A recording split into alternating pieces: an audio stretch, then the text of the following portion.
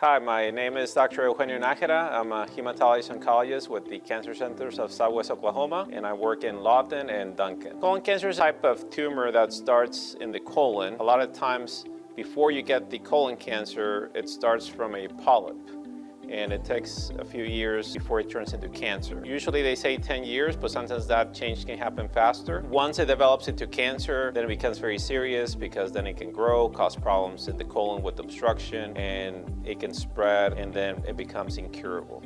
So we have different modalities for screening. The one that I recommend the most, because it's worthwhile, is colonoscopy.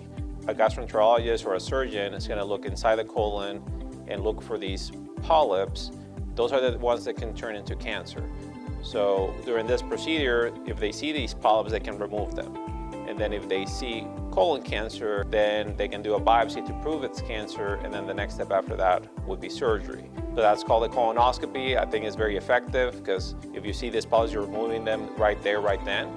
But there are other methods. Test that we're using the most now is called Cologuard. So that is a test you do on the stool. So they send you a kit, you collect the stool sample, you send it back to the company, and then they'll send the result to your doctor.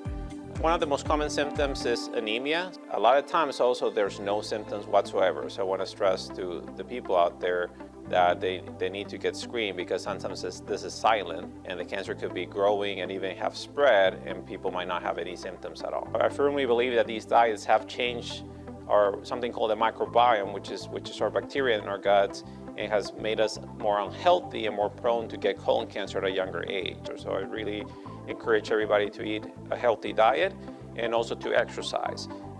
So I really encourage people for screening, because if you catch cancer earlier, then there's a better chance that you can cure it.